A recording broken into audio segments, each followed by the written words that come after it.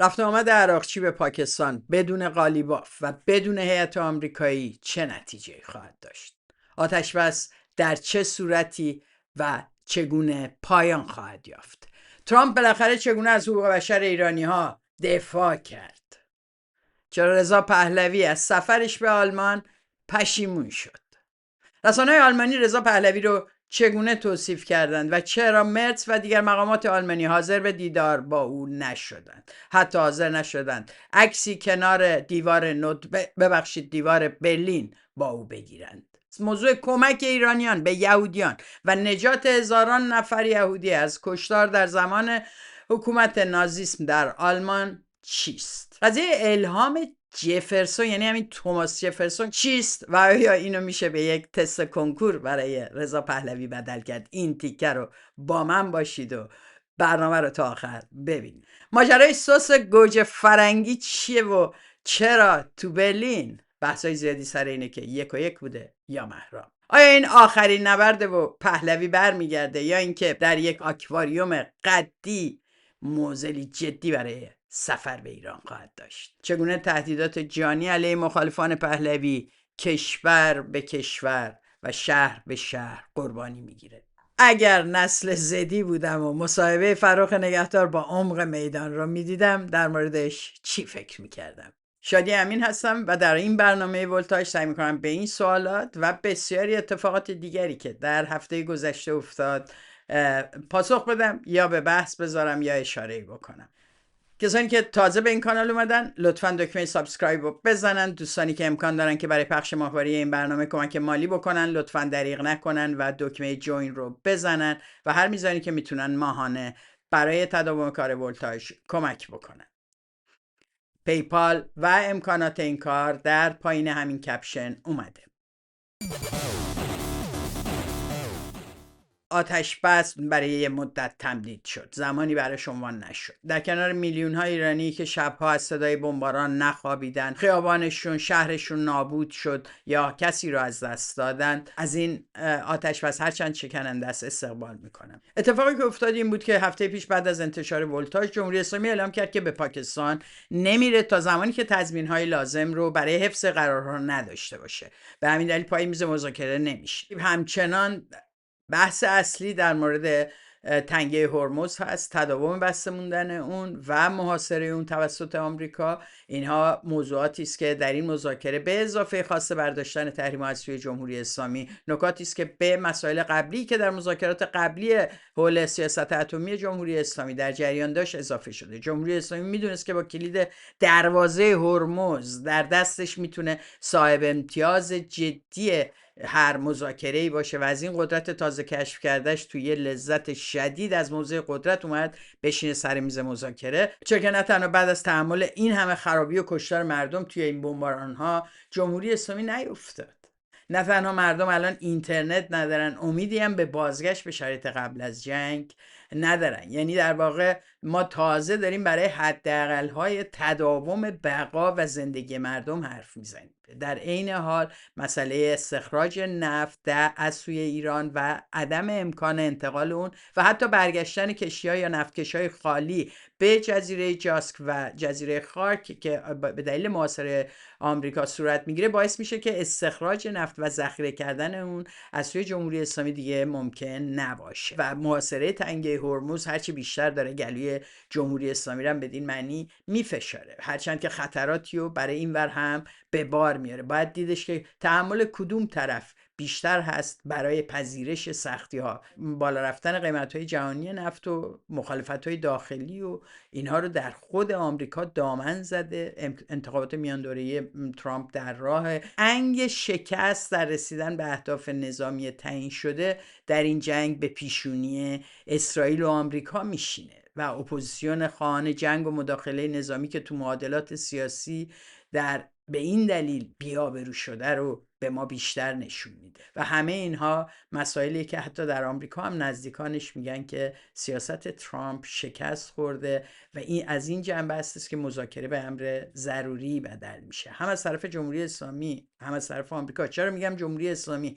چرا که علیرغم این سویه اقتدار نمایشی که جمهوری اسلامی در سطح بین‌المللی داره میکنه، میدونیم که در تبلیغات جنگی بسیار موفق بودن در اینکه نشون بدن که با اینکه قربانی هستن ولی ببینید این مردم چقدر وایسادن، غیرت دارن، پشت کشورشون و پشت دولتشون هستن. و آمریکا و اسرائیل که کلا جنایتکار هم هستن، در تمام جهان هم بین شهره هستن، به زانو در آورده و تونسته در مقابل این ارتشا مقاومت کنه.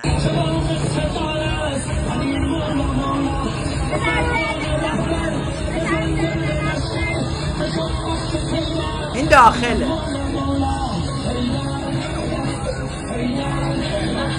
این جنگ طلبان داخلی هستن که برای اینکه آتش بس پایان پیدا بکنه و مذاکرات دیگه انجام نشه به خیابون‌ها ریخته بودن و هیدر میکشیدن. طرفداران جمهوری اسلامی برای تداوم جنگ، برای ادامه استفاده از فوایدی که جنگ براشون در عرصه داخلی داشته و همینطور بین‌المللی، دارن همچنان فریاد میکنن و تداومش رو میخوان. علیرغم اینها وقتی به مصاحبه فؤاد یزدی نگاه میکنیم که در تلویزیون ایران پخش شده، لابلای صحبتش که یهود از ذهنش در میاد، میگه الان سوال شما این هستش که 3 باره حمله میکنن، همون حرفه، همون پاسخه. این بار هزینه جدی ندادن یعنی ظرفیت حمله بعدی. چرا حمله بعدی؟ به اهداف بلند مدتشون هم نرسیدن، اهداف کوتاه مدت رو رسیدن. و من یه جایی نوشتم که آمریکایی‌ها به اهداف کوتاه مدتشون رسیدن. بعد گفتن که شما مثلا حرفای نتانیاهو رو زدید. حرف نتانیاهو نمیدونم اینو گفتی یا نه، ولی واقعیت این هستش که آمریکایی‌ها به اهداف کوتاه مدتشون رسیدن. خب رهبری رو می‌خواستن شهید کنن، شهید کردن یا نه؟ شهید کردن. زیر ساختایی هم می‌خواستن بزنن، اونا رو زدن یا نه؟ زدن. یه تعدادی از مسئولین کشور و سرداران کشور رو شهید کردن. خب اینا اهداف کوتاه مدتشون بود، اینا رسیدن. حالا نتانیاهو بگه نگه ما کاری نداریم، واقعیت این بعضی رفقات نه که متن رو نمیخونن،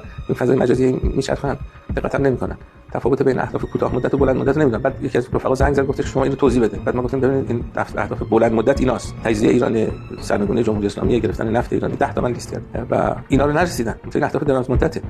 ترامپ 3 سال دیگه رئیس جمهوره، محدودیت اخلاقی هم ندارن و اگر حمله به ایران کم هزینه باشه مثل الان کم هزینه است، از نظر تعداد کشته و از نظر هزینه‌ای که برای مردم آمریکا کم هزینه است. این خبر خوبی نیست. برای همین اگر ما موشک داشتیم نباید لزوما متوقف می‌شدیم. این نکته هستش که غالبا اگر دقت نشه اون وقت دچار اشتباهاتی میشیم. داشتیم مثلا بعضی افراد میگفتن آمریکا دیگه به ایران حمله نمی‌کنه، تو مقامات ارشد کشور میومدن تلویزیون گفتن دیگه حمله‌ای نیست. اینا بر اساس داده‌های اشتباه به نتایج اشتباهی میرسن که بعد مشکل ایجاد میشه. در واقع موضوع اینه که موشک نداشتیم ولی باید وام می‌سادیم و اینا میگنم که به اهداف کوتاه مدتش رسیده آمریکا، اما هنوز به خیلی چیزها نرسیدن. اینو میدونن. مسئله سرنگونی جمهوری اسلامی رو اینا خودشون جدی گرفتن اگر با یک مذاکره نتونن دست پیدا بکنن. ترامپ هم برای اینکه تو این وسط عقب نیفته از دخالت در اوضاع ایران و مسئله در واقع حقوق بشر ایران، اومد یه عکسی گذاشت و عنوان کرد که 8 زن رو دارن اعدام میکنن و این خبر جعلی بود، از یه فعال رسانه اسرائیلی جعل شده بود، مثل خیلی چیزای دیگه شد.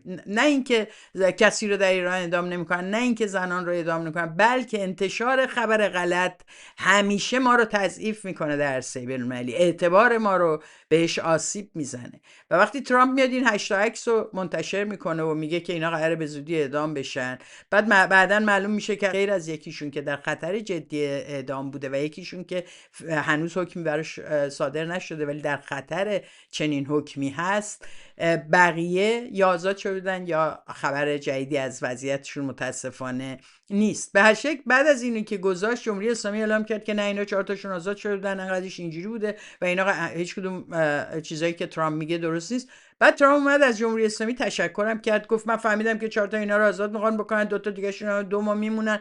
و چنین بازی با موضوع اعدام در واقع یک توپی و اینا به هم پاس میدن. اون میگه که قراره اعدام کنم، اون میگه نه اینجوری نیست و باز دوباره این میاد میگه تشکر میکنم که شما اعدام نمیکنید. اعدام عامر رامش، جوان 18 ساله بلوچی، نشون میده که جمهوری اسلامی ماشین کشتارش رو راه انداخته و قصد توقفش رو هم نداره. در واقع اینجا فقط ما با یک سوء استفاده از یک موضوع حقوق بشری و سرکوب معترضا روبرو هستیم که در جنبه‌های مختلف میتونیم ببینیمش. اینجا این یه نمونهشه، اون 800 تایی که ترامپ یه بار دیگه گفتش که قراره اعدام بشن همون اوایل و من جلوشو گرفتم. ترامپ سعی کرده توی هفته گذشته به ویژه بحث شکاف و اختلاف داخلی در جمهوری اسلامی رو بهش خیلی دامن بزنه، چون باید توجیه بکنه که چرا هیچ کاری نمیکنه. در واقع میگه اونان که الان نمیدونن چیکار میخوان بکنن، اونان که سیاستی ندارن، و این باعث شدش که سران سه قوه قالیباف و محسنی اژه‌ای و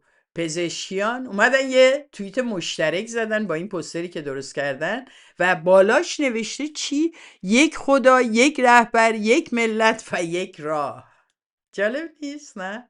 یعنی واقعا همین تقریبا دیگه قبول کنیم با هم دیگه اتفاق نظر رو که شبیه همون شعار یک پرچم، یک ملت، یک رهبر ایناست، ولی این فاشیسم شیعیه، فاشیسم مذهبیه، خدا رو نمیتونه بذاری کنار. البته اونا هم بعدن میان میگن خدا شاه ملت ها، ولی فعلا همینی که در واقع گفتن در رقابت با، در پاسخ به صحنه مونیخ هست. یک میهن، یک پرچم، یک رهبر، شاهزاده رضا پهلوی. یک ملت، یک پرچم، یک رهبر، یک ملت، یک پرچم، یک رهبر.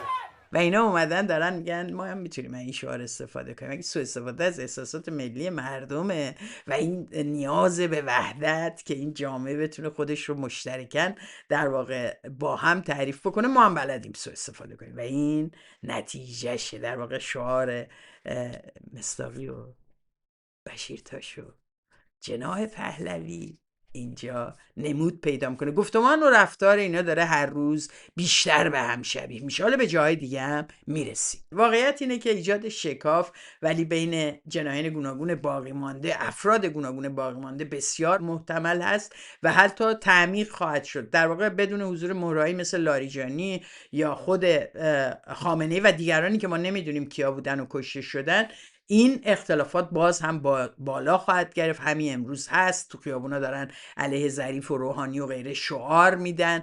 بگو هر جا ترام میزنه ظریف میاد در میزنه.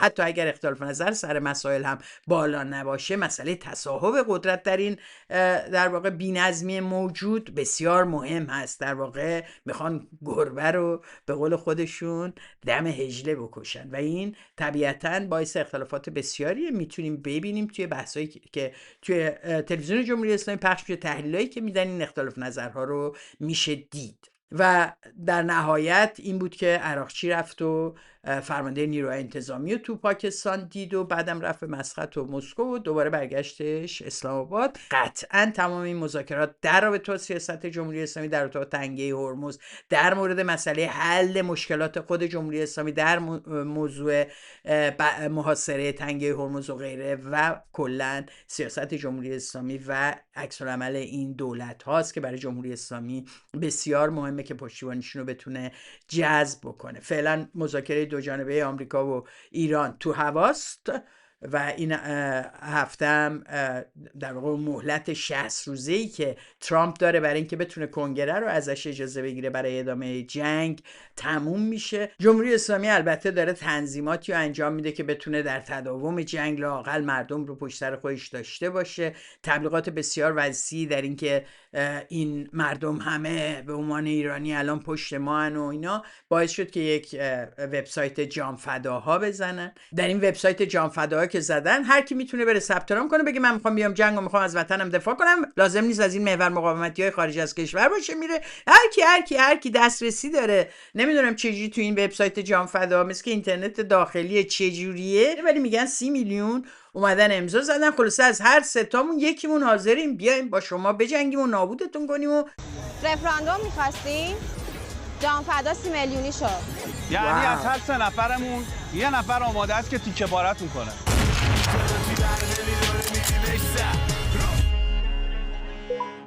حالا این سلطنت طلبها اومدن میگن این از کجا معلوم، این هر کسی میتونه ثبت نام کنه و غیره، که درست هم هست. اصلا این اعداد از کجاست؟ مردم واقعی رو میشه دید دیگه.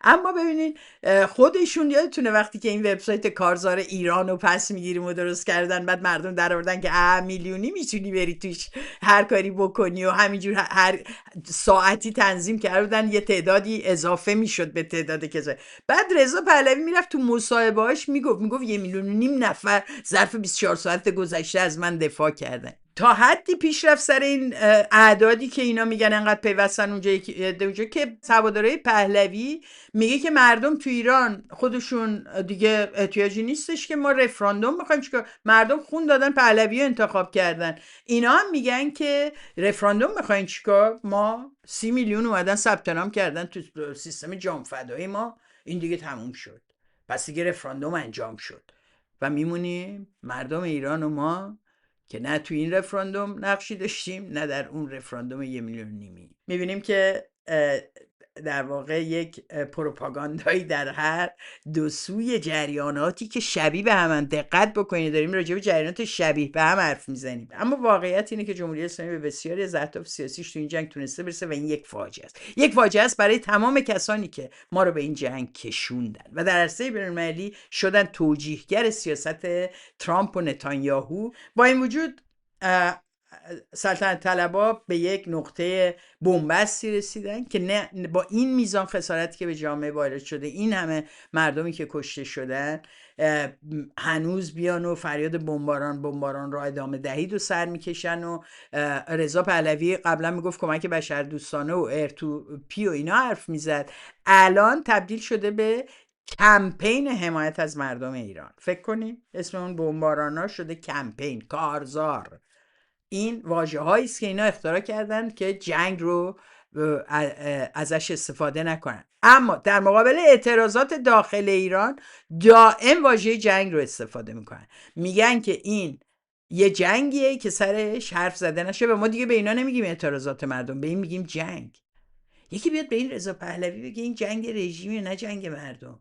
مردم مسلح نبودن، جمهوری اسلامی مسلح بود، مردم اینا معترضای عادی بودن. تویی که داری اونا رو تبدیل میکنی به کسانی که دقیقاً با ادعاهای رژیم برای دستگیریشون، برای اعدامشون جور در میاد، برای کشتارشون. گفتمان شما همین گفتمان رو تبلیغ میکنه که اینا اومده بودن بجنگن، مسلح بودن. جنگ دو طرف مسلح داره، جنگ دو طرف مسلح داره و شما دائم روی این تاکید میکنید بدون اینکه به مسئله کشته شدگان جنگ اشاره بکنید و در عین حال گفتم تلاش میکنید که بیش از پیش اینجوری تنفر مردم رو نسبت خودتون افزایش بدین. هیچ کمک دیگری این امر به شما نخواهد کرد. نگین اینا رو من از خودم میگم. سعید قاسمی نژاد مشاور ارشدش که قراره نخست وزیر این مملکت بکنتش اومده میگه که آیا محاصره کمک میکنه؟ جواب میده برای فشار به جمهوری اسلامی بله،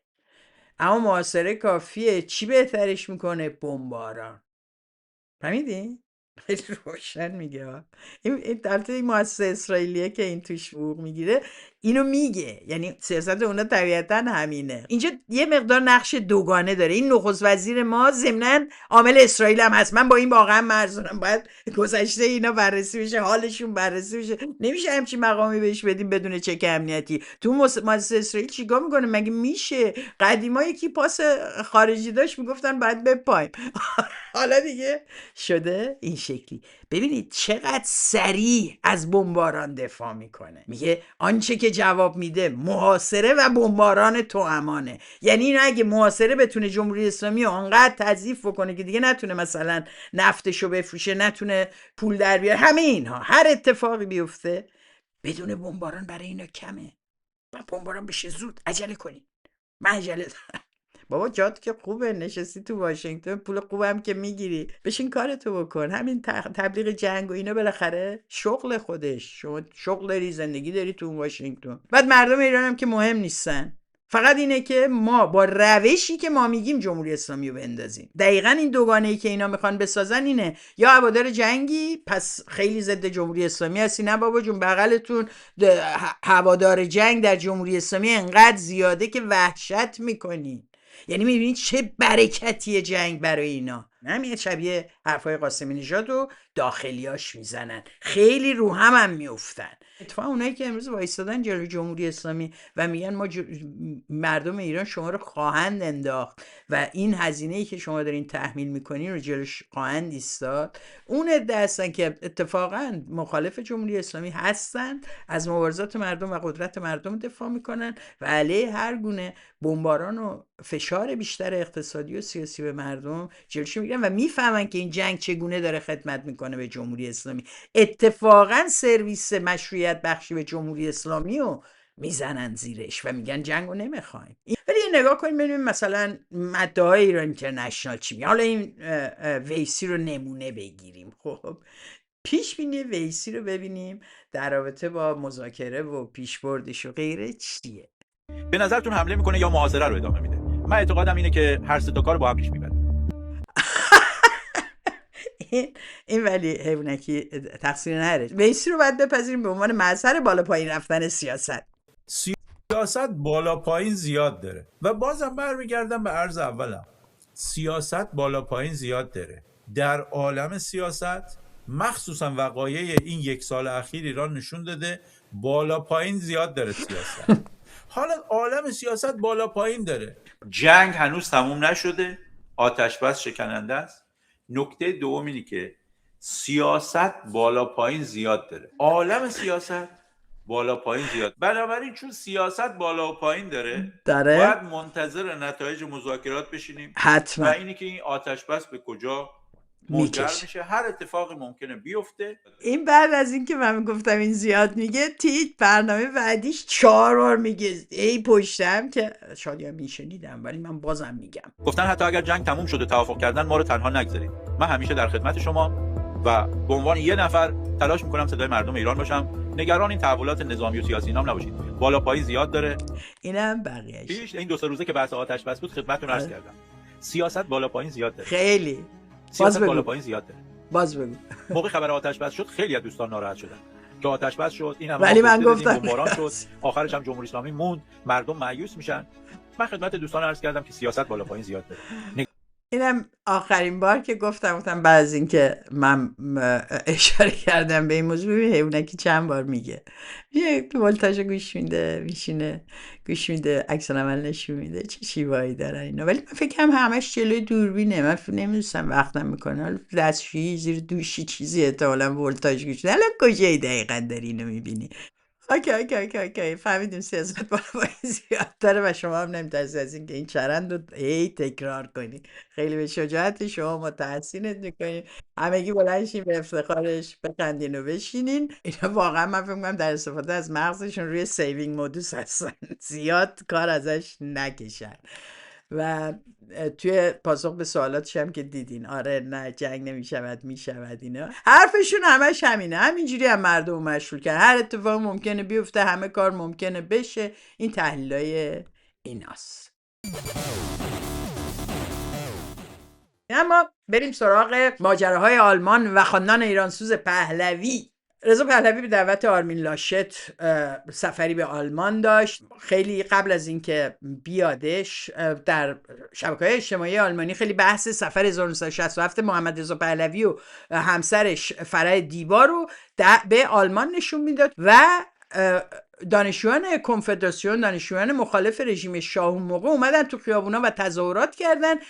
چماقدارای ساواک، دقت کنید، چماقدارای ساواک، نه پلیس آلمانا، نه نیروهای امنیتی در واقع سکیوریتی سرویس مثل اینایی که دور و بر پهلوی هستن، نه، چماقداران ساواک با چماق‌های از پیش آماده حمله کردن و این حمله باعث شد پلیس وارد این درگیری بشه و یک دانشجوی آلمانی که به اسم اون زورگ، فامیلیش خیلی جالبه، میشه بیغم، در واقع کشته شد در اونجا. این خاطره رو آلمانی‌ها از یادشون نمیره. به عنوان یک دیکتاتوری که هوادارش به خودش اجازه میدن در آلمان با چماق جلوی روی اونا بیان با کراوات و اینا، این دوتا رو خیلی مقایسه میکردن که این دوباره داره میاد اینجا و این رهبر اپوزیسیون نیست، این پسر شاه سابقه، این هنوز هیچ نقدی به گذشته پدر بزرگش در همکاری با هیتلر و قراردادهایی که باش امضا کرد نداره و همه اینها. ولی رضا پهلوی خیلی خیالش راحت بود، هوادارش هم مثل گزارش که به خامنه‌ای میدادن آقا ناراحت نشه اوضاع واقعی رو نمیدن، مثل که به اینم اوضاع واقعی رو گزارش نمیدن. به هر شکل هوادارش شدن یه فیلم هم درست کردن، اینو ببینیم با هم دیگه. یه فیلم درست کردن به اسم انتقام، خیلی باحاله. که برلین 2 ژوئن 1967، شهری که آماده یک دیدار دقت کنین اما در خیابان‌ها چه صحنه‌ای کمه. اعتراض، توطئه بزرگ اسمش اعتراضه ها. و فعالان کمونیست و چپگرا ساکت نماندند. خیلی هم هیجان انگیزش کرده. شعارها پیچید و فاصله میان مخالفین و دولت آلمان هر لحظه بیشتر شد. دقت کردین دروغ پروپاگاندای اینا رو میگه که شعارها بالا گرفت و فاصله میان دولت آلمان و اعتراض کنندگان هر لحظه بیشتر شد. هیچ صحنه شما از حمله ساواک در این جاها نمیبینید. فیلم بریده و بریده شده. درگیری آغاز شد و پلیس وارد شد و ناگهان همه چیز از کنترل خارج شد. روز سیاه برلین رقم خورد و در تاریخ ماند. آنچه قرار بود یک سفر باشد به نقطه‌ای تبدیل شد که مسیر یک نسل چماقدارا هنوز نیستن. میبینید؟ برلین آن روز را هرگز فراموش نکرد.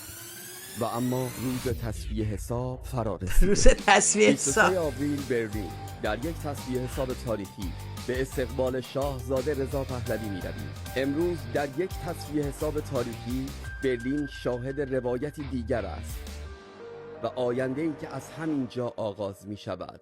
اینا کشته شدن اونزورگ براشون کافی نیست، هنوز میخوان انتقام بگیرن. دستگیری بسیاری از همون دانشجویان در هنگام ورودشون به ایران براشون کافی نیست، هنوز میخوان انتقام بگیرن. ما منتظر اون انتقام همچنان هستیم. باشه، رضا پهلوی رسید برلین و اولین حضورش تو کلوب مطبوعاتی آلمان بود که این برنامه از سوی انجمن مطبوعاتی اسرائیلی اروپایی براش گذاشته شده. اینو به ما نگفته بودن، ما فکر کنیم تیم همراهش تلاش کرده دفتر کامیونیکیشن آفیس شاهزاده تماس گرفته این رسانه‌ها رو دعوت کرد، فهمیدیم نه، انجمن مطبوعاتی اسرائیلی اروپایی این زحمت رو کشیده، ایشون آوردن گذاشتن اونجا، خبرنگارا رو هم دعوت کردن. یه خبرنگاری به اسم تیمو یونگ، خبرنگار جوان آلمانیه که یه پادکست داره، اون ازش راجع به وابستگیش به اسرائیل پرسید و گفت شما این همه از این جنگ و همه چی دفاع میکنی، خیلی‌ها میگن شما اسد اسرائیلی. گفت نه من نیستم، من علی اسرائیل رو دوست دارم، من خودم کارگر نیستم، کارگر رو دوست دارم.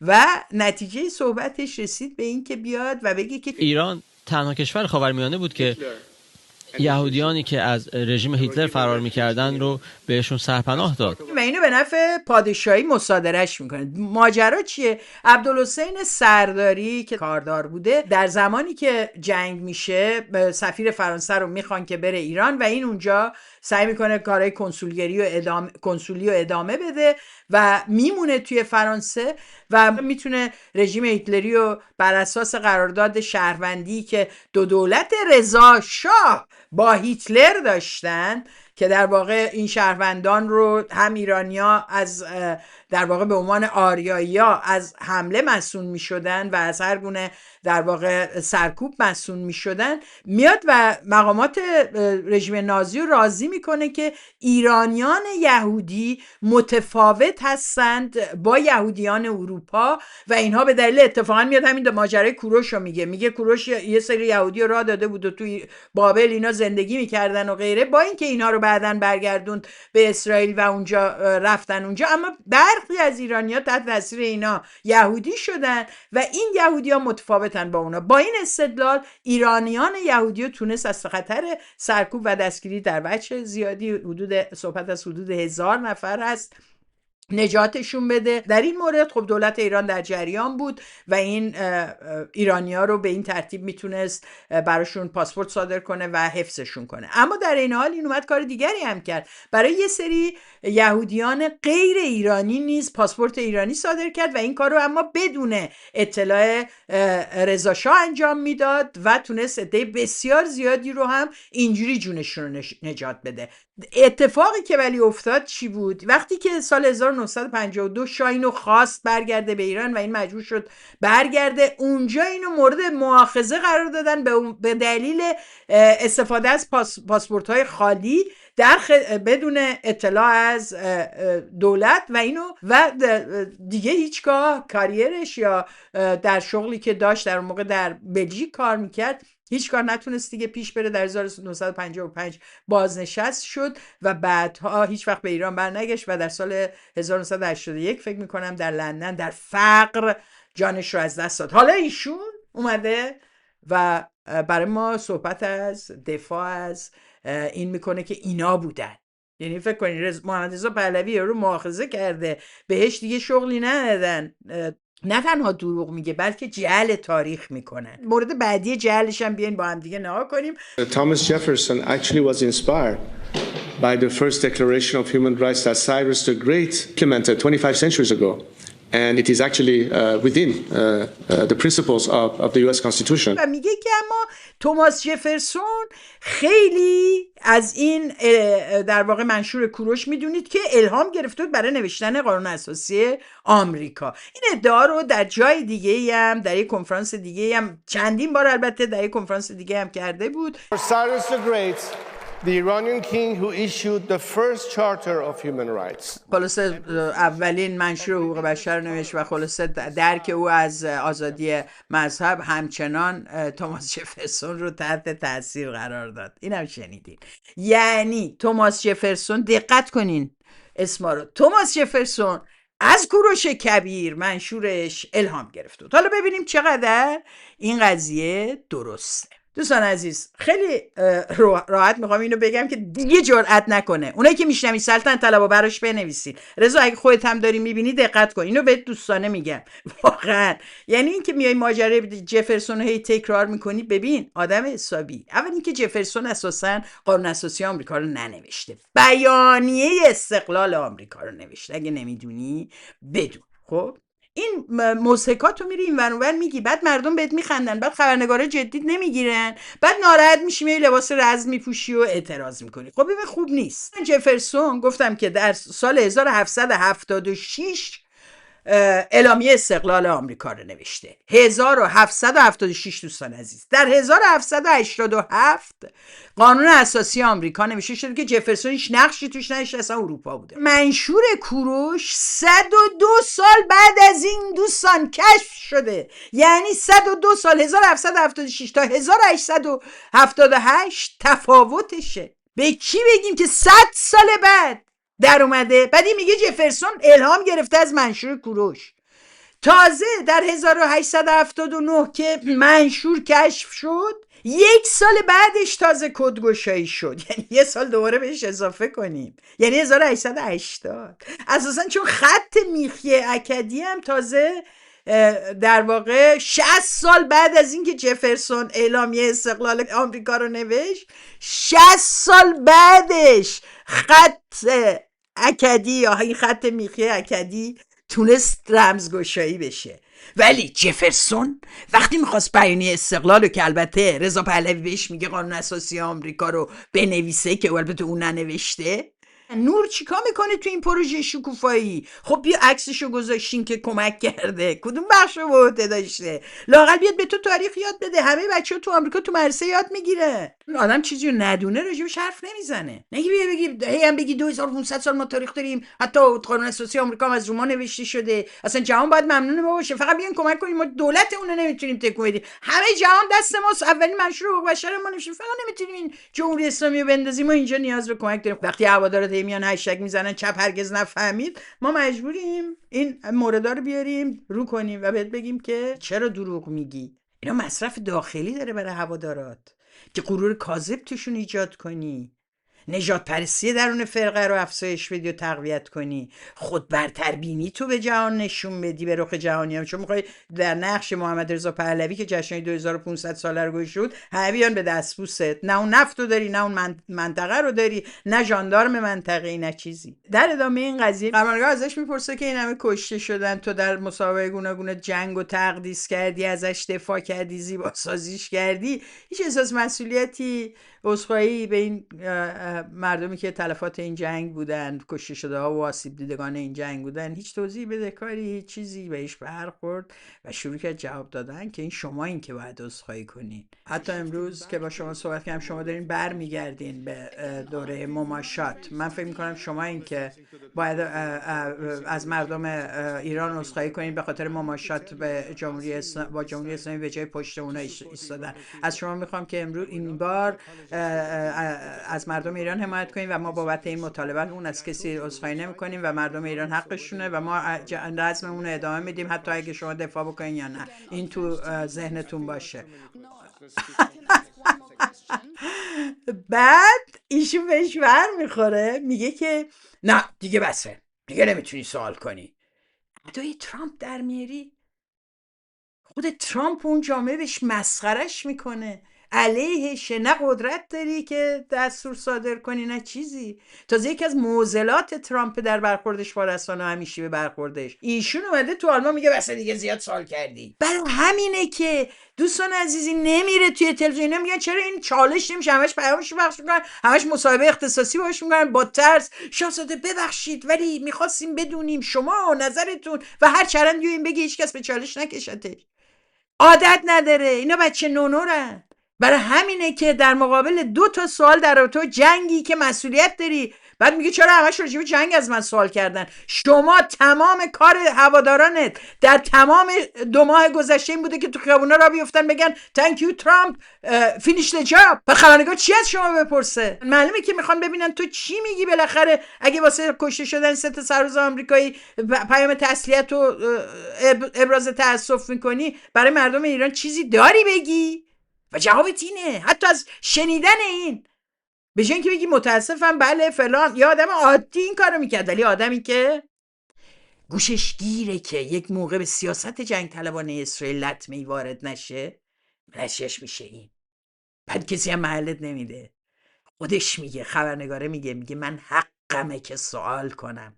امروز میتونه این خبرنگار غیر ایرانی در یک جلسه ای در آلمان بگه من حقم سوال کنم، ولی فردا در ایران اگه این بشه رهبر دوران گذار و 3 قوه دستش باشه و پلیس هم دستشو به این وحشی‌ها امثال حامد راد و اینا هم دور سالن مسئول انتظامات باشن، منو یاد صحنه اون اعتراض خبرنگاره میمونه که سوال کرد از صدام، یا در یه روزنامه او رو دیکتاتور کوچک نامید، خود اعدامش کردن به همین سادگی.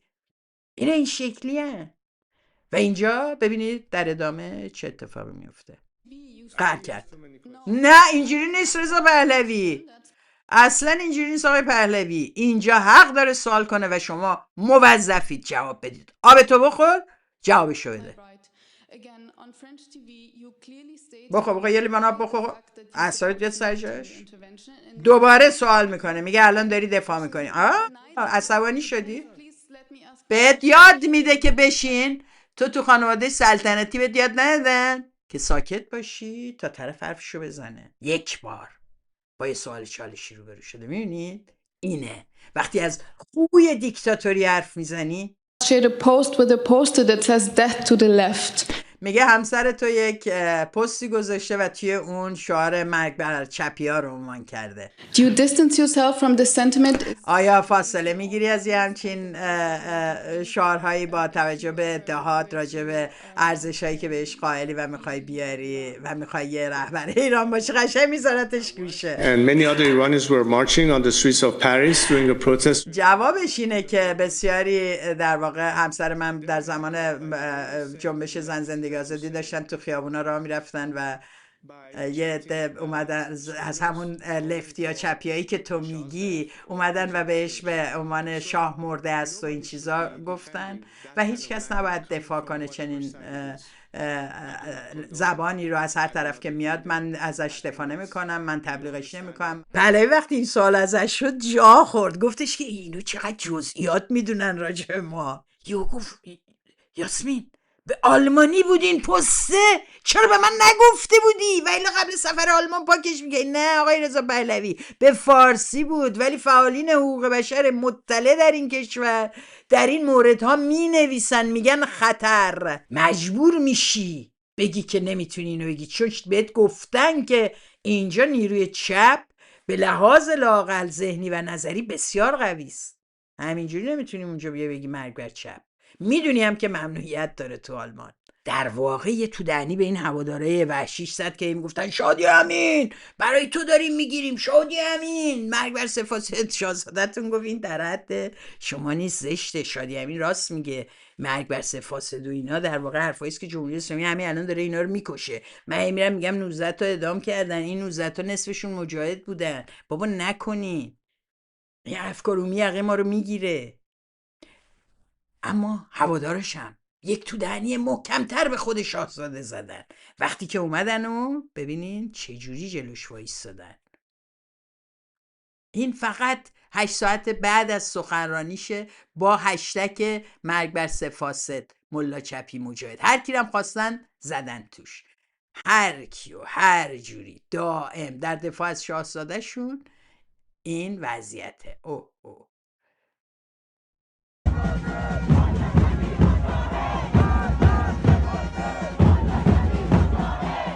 اینم برلینشونه.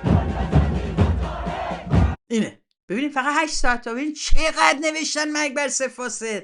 به نظر شما تو دهنی به رضا پهلوی هست یا نه؟ برشک اینو بگم، این شعار از بین این جماعت رخت نمیبنده. چرا؟ اینا به یه همچین شعاری برای قطبی کردن جامعه نیاز دارن، برای حذف هر کسی با یک انگی نیاز دارن. این انتخاب بین حال و گذشته است، انتخاب برای اینکه بتونن در واقع بسیج افکار کهنه لاتای محله، بچه شیعیایی که شدن الان هوادار پهلوی، همه اینا رو بتونه با ضدیتشون با چپ رو ازش تغذیه بکنه. زیست انگلی اونا با این شعارا، با این حملات، با این جاوید شاه، با این فریادها تأمین خواهد شد. ازش سوال میکنه، میگه تو غیر نظامیان کشته شده رو آیا فکر نمی کنی که با این وضعیت که از جنگ دفاع کردی فرصتت رو برای یک حضور جدی در عرصه سیاست ایران از دست دادی؟ میگه من نمیدونم چی میگه، اگه به آمار رژیم رجوع میکنی من اونا رو بهش اعتماد ندارم و بله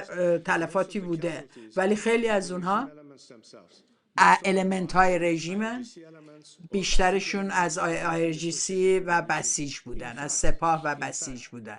هیچ چیزی از میناب نمیگه، میگه بسیجی و فلان بودن همشون. خب نابود شدن زیرساخت‌ها فولاد و بقیه صنایع زیرساخت‌ها رو نمیگه، از 3300 کشته نمیگه، میگه اکثرشون مگه میشه 3300 تا نظامی کشتن؟ واقعا همه اینا فرمانده و نیرو نظامی بودن؟ واقعا خود اسرائیل چیز دیگه ای داره میگه، صحبت از 50 تا از سران نظامی میکنه در این دور. What happened on January 8th and 9th happened? Stay at home to protect themselves. First and foremost to put their personal safety as a priority. در واقع من بعد از آنچه که اتفاق افتاد 8 و 9 ژانویه ازشون خواستم که تو خیابونا نیان برای حفظ جان خودشون.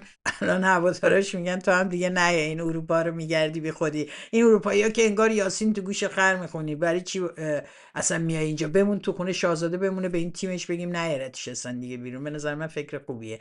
ولی در مورد این که مردم نیان بیرون، یعنی از خطر بمباران محفوظ میموندن.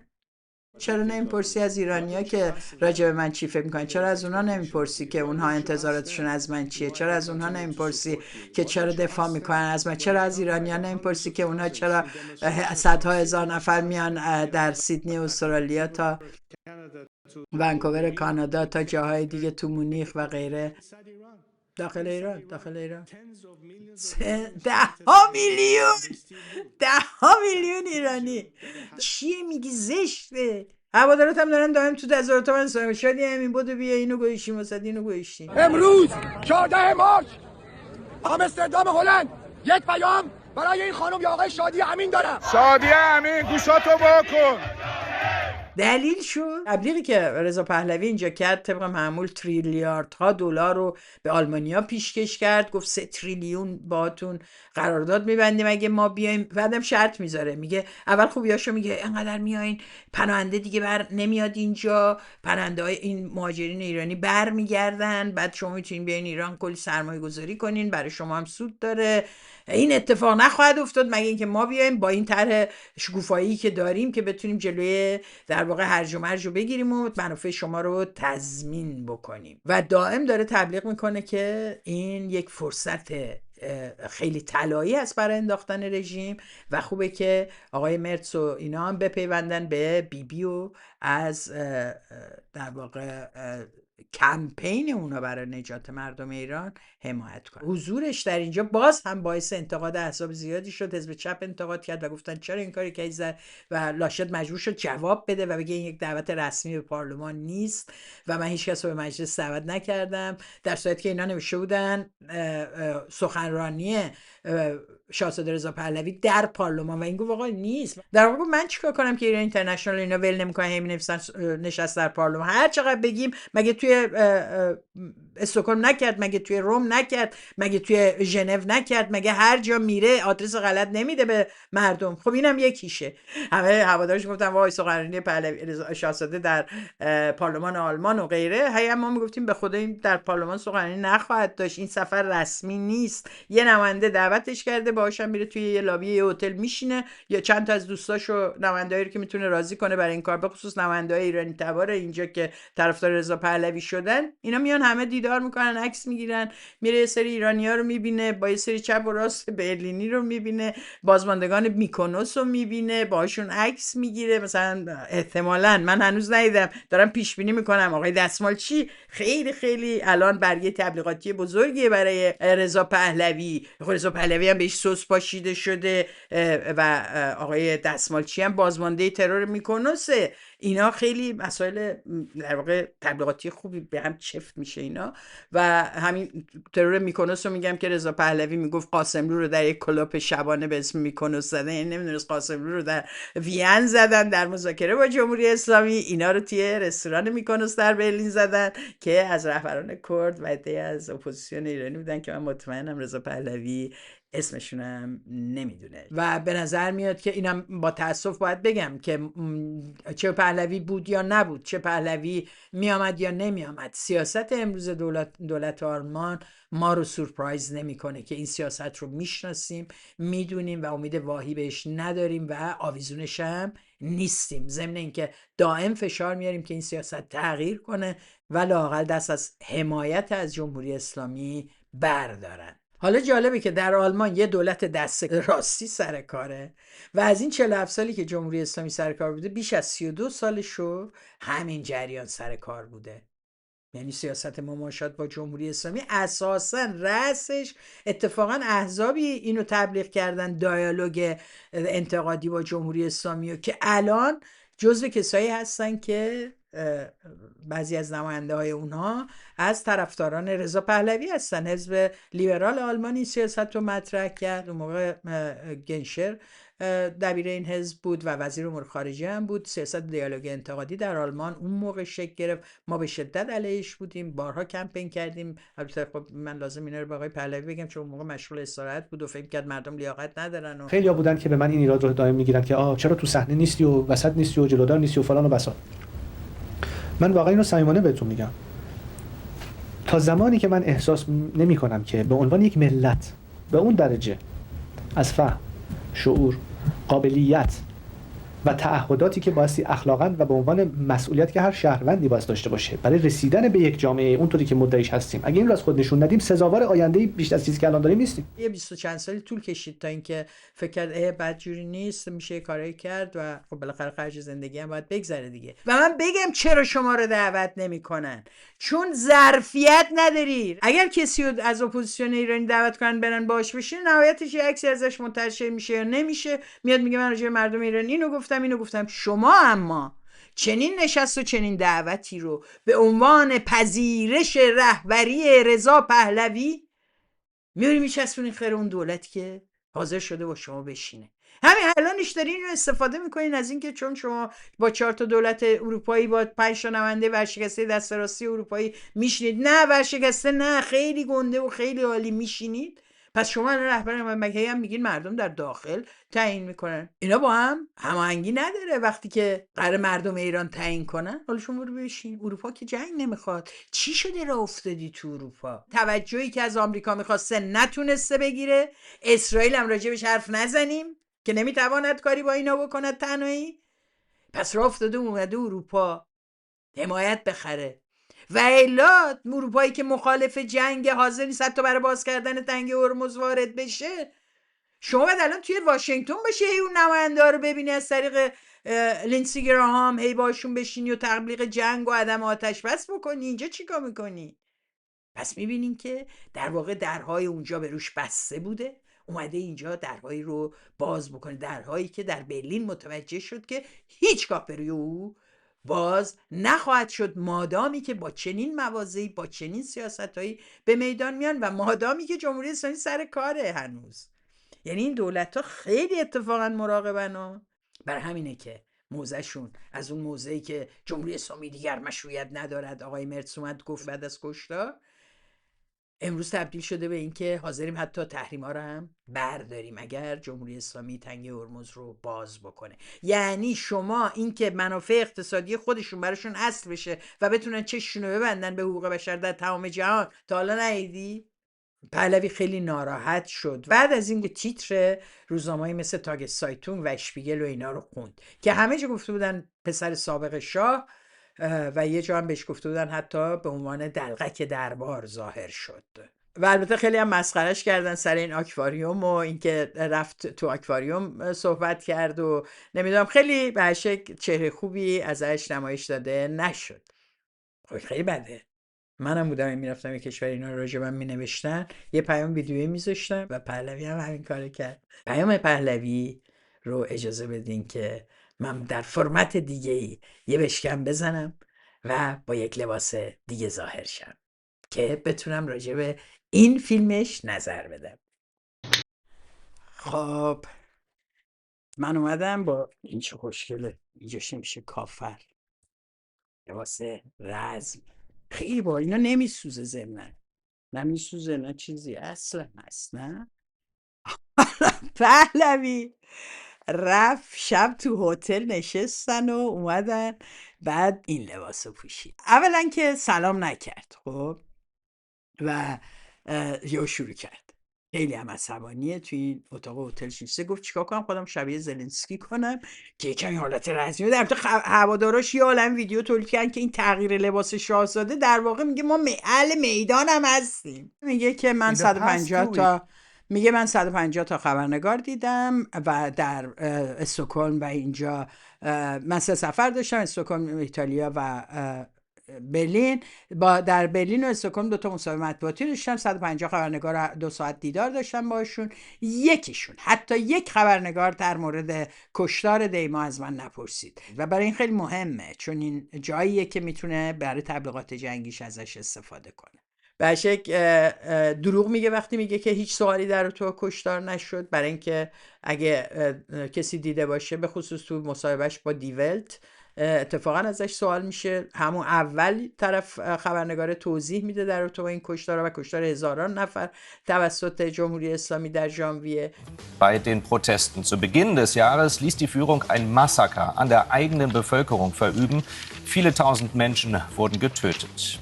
What are you hearing from the people Was hören Sie von der Bevölkerung in Iran? Wie ist die Situation vor Ort nach den Gewalttätigkeiten des Regimes? این فکر میکنه که خودش فقط اینو گفته، مثلا هیچ کس اینجا اطلاعی نداده، نمیدونم سازمان های دیگه امنستی غیره چیزی نداده، اینا خبر ندارن، خبر منتشر نکردن، منتظر بودن ایشون بیاد و این خبر رو بده. اتفاقا نشد بلافاصله توی ژانویه به خصوص سر قطعی اینترنت پر بود از مصاحبه فعالین ایرانی و اینا هم چند تا مصاحبه های خود من هست که با روزنامه‌های سوئیس و سوئد و همینطور آلمان. معلومه که اونا میان تو سیاست کلی، وقتی تو میگی رهبر انقلابی، تو رو به عنوان متخصص حقوق بشر رو بخوان رو جزئیات این روندا برن که نیومدن با حرف بزنن. شما پاسخگویی در رابطه با سیاستی که به اسمش و راجع به جنگ پرسیدن چرا به جنگ مشروعیت دادی، این همه آدم کشته شده، احساس مسئولیت داری یا نه؟ بحثش اینه که این چطور کنار یک پدری که بچهش کشته شده در 8 و 9 ژانویه و یک مادری که فرزندش کشته شده ایستاده و از اونا خواسته که بیان داستان‌های اینا رو بشنون و اونا نیومدن. ببینید یه نفر نیست به رضا پهلوی بگه که شما همونطور که ارقام کشته شدگان داری تو جیبت و باهاش داری بازی میکنی، اونها رو به عنوان یک توکن برده بودی با خودت و نشونشون دادی. اگه میخواستی شنیدشن باید 10 دقیقه آخر صحبتت رو لااقل از اونا دعوت میکردی بیان روی سن، تا ژورنالیستایی که میخوان سر ساعت خبر رو مخابره کنن از اون اتاق میدوئن بیرون در پایان مصاحبه مطبوعاتی، نکشونیشون اونجا بگی که حالا بیا این قصه های اینا رو بشنوین دم در دستشویی. میدونی چرا هیچ کدومشون وای نایستاد؟ برای اینکه شما اون احترامو برای اونا قائل نشدی، نیوردی بشینن کنار شاهزاده. گفتی باید اومدم صدای مردم ایران باشم. صدای مردم ایران تو اون سالن 2 تاش بود و تو جاش نشستی. حتی 5 دقیقه وقت تو بهشون ندی، حتی 5 دقیقه. بعد بهت برمیخوره که سوال نکردن، دویدن رفتن دنبال کارشون و فکر کردن تو فرصتی دیگر. فعلا خبر اصلی اینه که اینو چرا نمیخوان دولت آلمان باش بشینه، این چی میگه اصلا راجع به جنگ، آیا هنوز امید داره بیاد سر کار یا نه، اینا رو میخواد به مخاطبش بده. و شما میتونستی دقیقاً از این فرصت استفاده کنی و پیام اونا رو بذاری کنار حضور و نمایش خودت و تاریخ 2500 ساله کوروش و دیگران. همه اروپا و اینا رو برد زیر سوال، همه ژورنالیستاشو برد زیر سوال که این اروپا در قلب اروپا، جایی که ادعای دموکراسی و حقوق بشر ادعا کی داره میگه اون از وضعیت پدرش، این از خودشو داره دستش. اروپایی که ادعای دستاوردهای مردم اروپا رو که دستاوردهای مبارزات اوناست و هنوز هم دارن برای حفظ برخیش میجنگن، همه رو میبری زیر سوال. مدعی میشه که اینا ژورنالیستاش نتونستن کار حرفه‌ایشون رو انجام بدن. این آقا الان ناراحته. آرزوی اینا مثلا ژورنالیست تو مایه من و تو و ایران اینترنشنال، شاهزاده اومده. یه تو سوال چالشی کردن. به نظر من ضعیف بود، بسیار ضعیف بود. خیلی سوالای بهتری داشتن از این آقا میتونستن اونجا بکنن. خب ادامه صحبتشو ببینیم. که اینا بیشتر علاقه داشتن که آمریکا رو بهش نقد بکنن و فراموش کنن خلاصه این کسای دولتی که و جنگ علیه اونو، دولتی که 40,000 تا از مردم شجاع و بیگناهش رو کشته. ببین اینا رو به هم زیاد هی وصل نکن. انتقاد اینا به دولت آمریکا و ترامپ به دلیل اعتقاد این مردم به اجرای عدالت.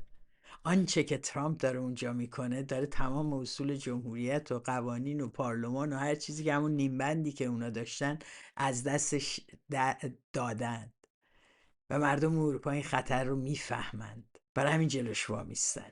شما اومدی اینجا انتظار داری چون تو ترامپ رو دوست داری اونا الان از ترامپ هم تعریف کنن. کجایی؟ از ترامپ خواستی به کشورت حمله کنه، بعد میگه راجع به ترامپ با حرف نزنن؟ میگه به جنگ علاقه داشتن حرف بزنن، راجع به جنگ مسئولیت اخلاقشون اجرا نکردن، همش راجع به جنگ حرف میزدن. چرا بهتون برخورد؟ چرا نمیتونستی اون حرفایی که تو ایران اینترنشنال آدمات میگن اینجا بگین؟ میگه که اینا خیلی علاقه داشتن بیشتر راجع به گذشته ایران، علامت هم میده یعنی بابای من، بپرسن تا آنچه که امروز اتفاق میافتد.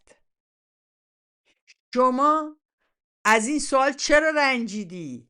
همه حضورت اونجا به دلیل نام فامیلت اون پدره، بعد انتظار داری راجع به اون پدر و کارایی که کرده ازت نپرسن؟ خب اگه مثلا به عنوان دکتر رضا پهلوی، استاد چه میدونم فلسفه یا استاد تاریخ یا رهبر یه انقلابی که داره دائم توی این تظاهرات 4 تا حزب درست کرده، 4 تا حزب قدرتمندن، همه رو سازمان داده، روش‌های دموکراتیک ایجاد کرده، تو کنگره انتخاب شده، اومده بالا، اسمش رضا پهلوی، حالا هم رهبر انقلاب ایرانه. اگه به این نام رفته بودی بخاطر میگفتی به من چه، الان اینو از من میپرسین؟ معلومه که موضوع من ضد استبداد و ضد شکنجه است، ولی چون تو تمام هویت تو از همون میگیری، بخوای اون بحثم بپوشونی در مقابل ژورنالیستایی که اتفاقا دارن وظیفه اخلاقشون رو اجرا میکنن. اگر این سوالا رو سال 56 از خمینی نکردن، امروز از رضا پهلوی بکنند. همه که تینا قاضی مراد نیستن، ژورنالیست هم داریم که کارشو بلده و ژورنالیست با شما هم تعارف نداره. بدونید اینم تهدید همیشگی. همه حرفش اینه که شماها باشین یا نباشین، من کارمو میکنم و میرم جلو. و سوالی که برای همه پیش میاد اینه که خب اگه اینجوری چرا انقدر وقت میذاری، سفر میری، برو کار سازماندهی تو بکن، کارتو انجام بده. این همه هی اینور و اونور و با این بشین و از این درخواست کن و با این عکس بگیر و تمام کارتون شده همین. این سوال مهم ما اگه ازش میکنن تازه الان ناراحت تر بود. تمام حرف این دوستان عزیز و پوشیدن اون لباس اینه که من در جایگاهی مثل زلنسکی هستم.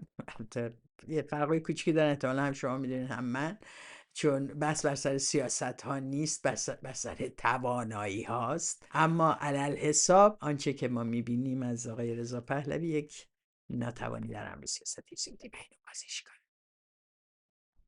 من اینو درم خوشم نمیاد از این لباس و فقط برای خاطر شاهزاده و اینکه نشون بدم منم زن رزمم اینو پوشیدم. یه بشکم بزنم. نقشتون توی فضای سیاسی چی بوده؟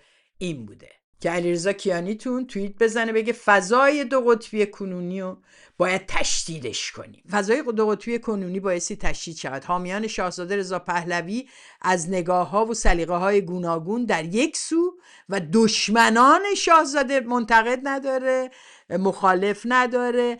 دشمن واژه‌ای است که برای شما تعریف میکنه وظیفتون رو نسبت به اون جناح. دشمنان شاهزاده رضا پهلوی از سپاهی تا مجاهد و تجزیه طلب در سوی دیگر برای استحکام جبهه خودی و شناسایی تهدیدها هرچه بیشتر دشمن به تعمیق این دو قطبی نیاز است. از نزدیکترین های دیگه اون طیف مشاور رضا پهلویه و همین آقای علیرضا کیانیشون توی توییت آخرش هم اومده خیلی روشن میگه که مبارزه با کمونیستا از اوجب الواجبات، حتی بیش از مبارزه علیه اسلامیستا. درست میگه، دقیقاً با همین ایده بود که محمد رضا پهلوی در سال 42 خمینی رو تبعید میکنه ولی چند سال بعد همه چپا و کمونیستا رو اعدام میکنه. دقیقاً نظرش این بود که کمونیستا خطرناکترن. یعنی پرورش دادی به سری اسلامیست و داعشی تو ایران برای اینکه کمونیستای موقع نیان سر کار. مثلا بیژن جزنی بد بود، پویان نظراتش بد بود، باید میرفتیم زیر نظر رفسنجانی و خامنه‌ای. نتیجه اوجگیری این دو قطبی شدن تبدیل شد به این که یه قطب سوسریخ رو اون یکی قطب. بعد از این که رضا پهلوی از این مصاحبه مطبوعاتیش اومد بیرون، یه کسی، یه پسر اتفاقا خوب شد جوونم بود و اینا میگفتن 57 رو ریختن شاهزاده رو ترور کنن. نه نه نه نه نه، این تکرار 67 نبود. این یه اتفاق ساده بود که یه نفر با توجه به تجربیات این کشورها در مبارزه میان مثلا سس میریزن، رنگ قرمز میریزن، تخم گندیده میریزن، بس اینکه بخوان چی رو نشون بدن.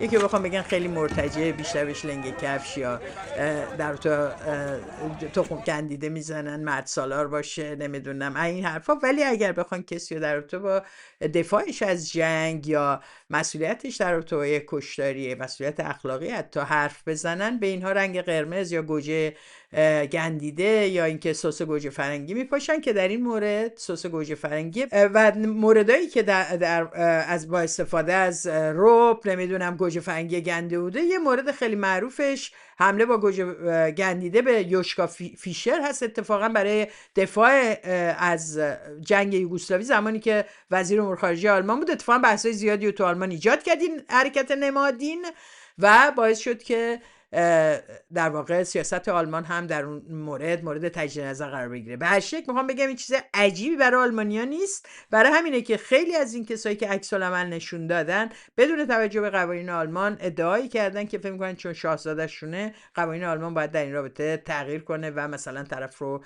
برگردونن ایران. من اول بگم طبق قوانین آلمان چه اتفاقی برای فردی که حمله کرده بود میفته. مجازات این کار تو آلمان اینه که در واقع به عنوان آسیب به اموال شخصی یه نفر، این کتش که کثیف شده یا باید بده خودشویی، مگه اینکه پهلوی بگه نه یه نوشو میخوام، یه نوشو باید براش بخره.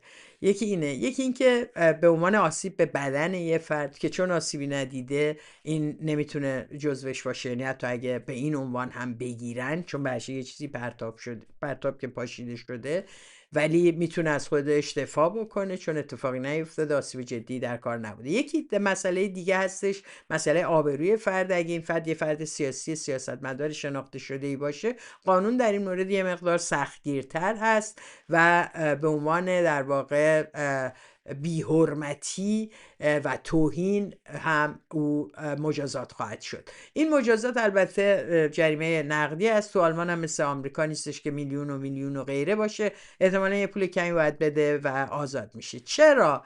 برای اینکه این نوع اعتراضات، این نوع خشم وقتی به کسی آسیب نمیزنه و فقط سمبولیک و پرفورماتیو هست، اینجا مجازات های سختی براش داره. به همین سادگی اینجا جامعه دیکتاتوری نیستش که هر کی که بیاد تو تظاهرات بگیره یا 8 سال زندان کنه. نمیتونن، برای اینکه اینجا کشور در واقع انجمن‌ها و تشکل‌ها و احزاب هست.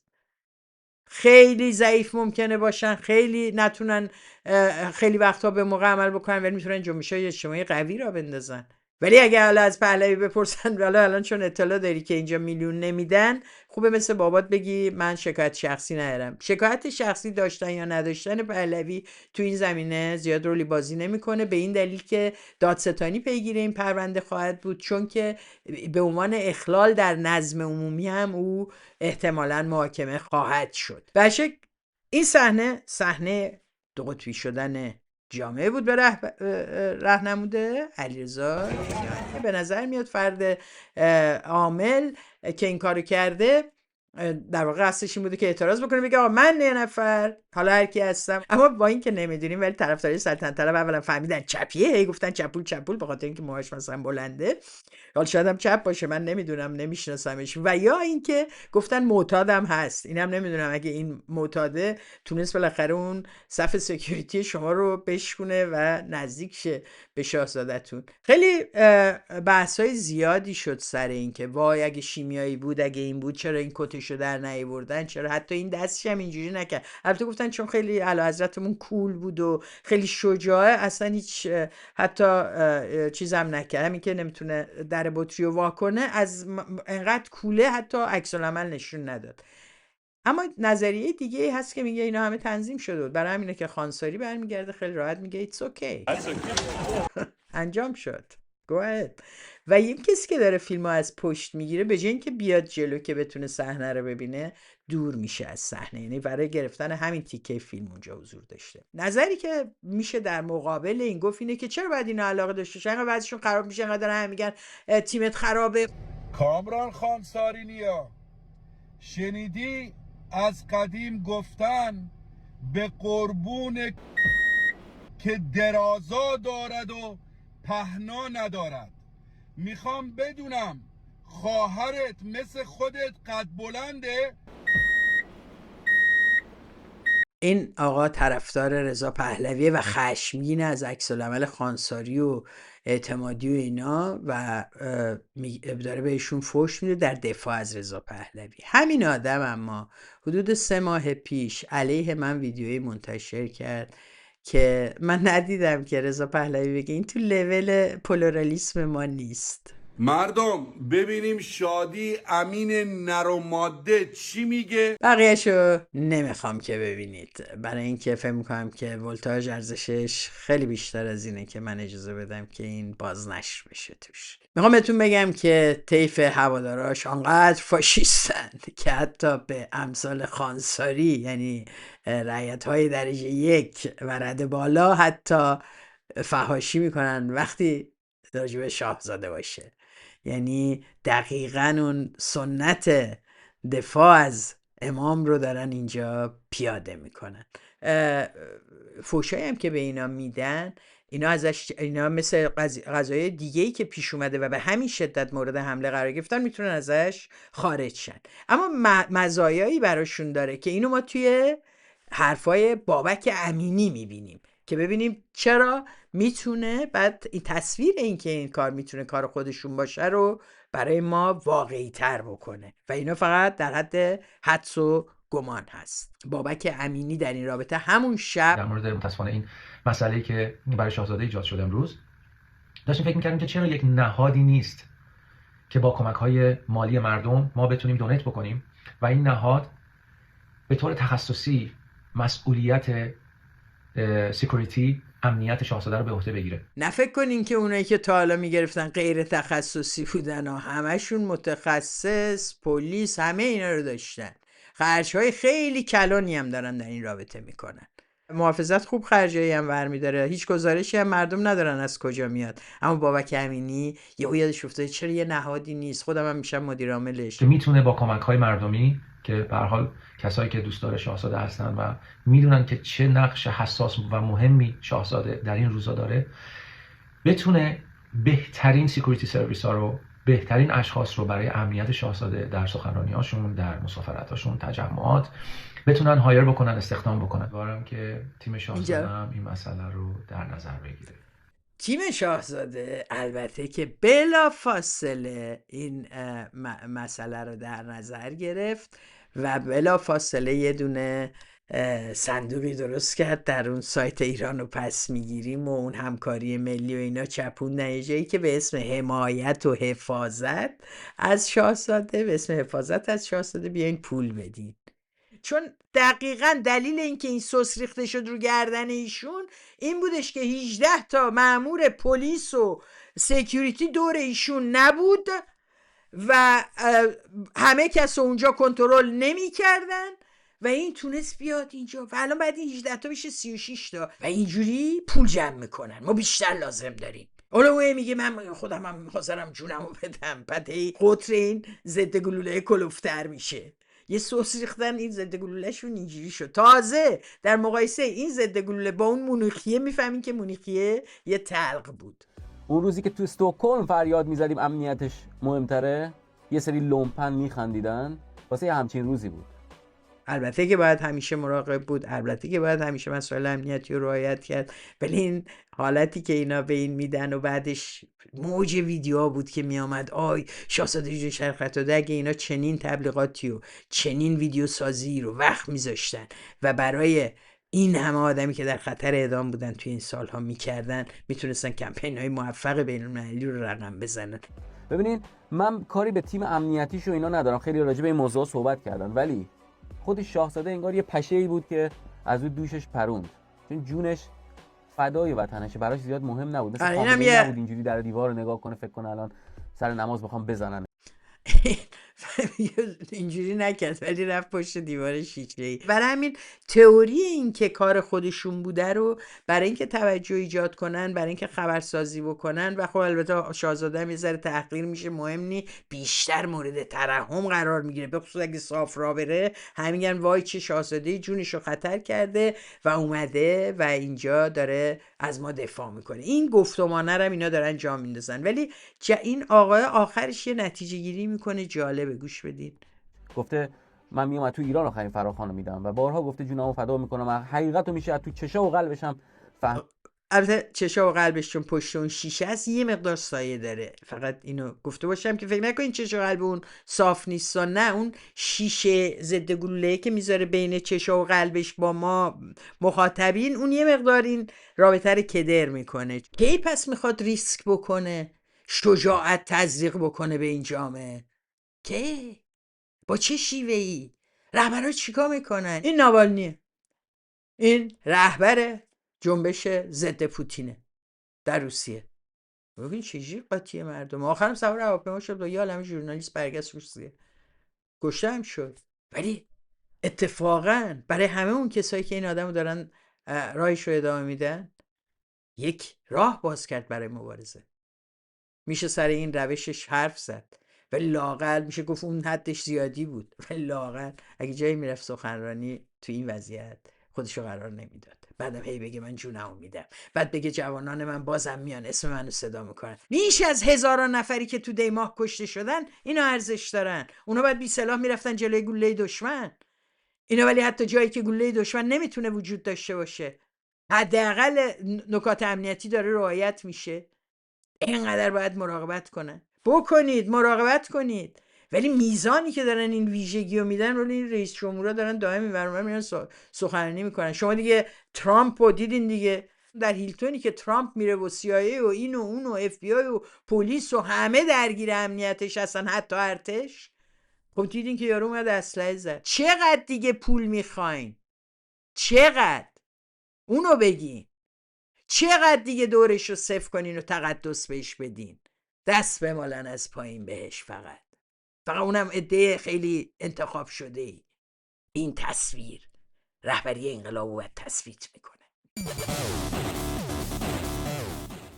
حالا ببینیم اینا که دارن پول جمع میکنن برای اینکه چنین خطراتی شاهزاده رو دیگه تهدید نکنه، ببینیم که اینی که سوس ریخته رو گردن این بیشتر خطرناکه یا خود سلطنت طلبا و هواداراش، یعنی بعد از اونا بیشتر بترسه. یه صحنه رو ببینیم که توی لندن اینا یکی زدن که از اینایی بوده که مثل که توی این تظاهرات حمایت از جمهوری اسلامی بوده، اما این توجیه نمیکنه این کاریو که اینا باهاش کردن. دقت کنین این صحنه دلخراش داره. دوستان که علاقمندن که فاصله بگیرن بدونن. رضا رو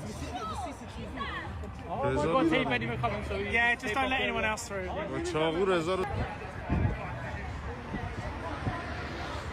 این یه صحنه است از درگیری اینا. صحنه‌های دیگه رو همتون تو این روزا دیدین. قتل مسجودی رو در کانادا میدونین که همینجا بگم که دادگاهش ادامه خواهد داشت و حتما من گزارشاتشو خواهم داد. گفتیم که اینا خطرناکترن وقتی اون چاقوکشی رو میبینین، وقتی اون اتفاقاتی که در تمام این سالها، در 3.5 سال گذشته، 4 سال گذشته در خارج از کشور توسط هواداران پهلوی رخ داده، اینو ببینین.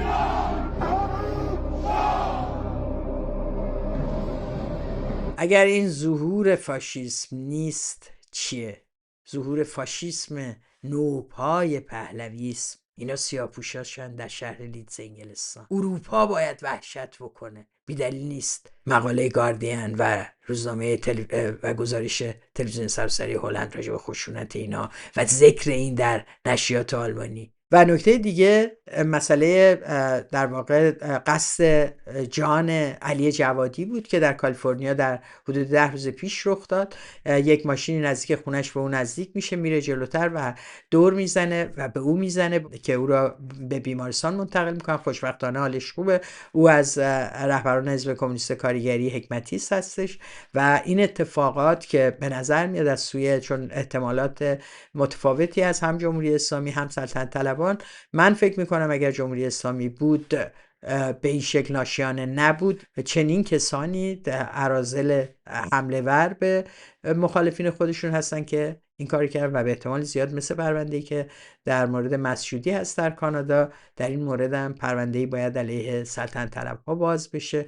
من خیلی خوشحالم که علی جوادی سالم هست و اتفاقی براش نیفتاده، ولی این روزها هممون از سوی پلیس این تذکرها رو دریافت میکنیم برای رعایت مسائل امنیتی و این مهمه که رعایت بشه. مرسی از شما که تا این لحظه با من بودین. من متاسفم که برنامه یکم طولانی شد. دلیلش این که اتفاقات بسیار پرحاشیه‌ای در این روزها افتاده بود و پرداختن به همه اونها، نشون دادن این اسناد و غیره کار ساده‌ای نبود. امیدوارم اطلاعات کافی در اختیارتون گذاشته باشه و مثل همیشه ولتاژ رو دوست داشته باشید.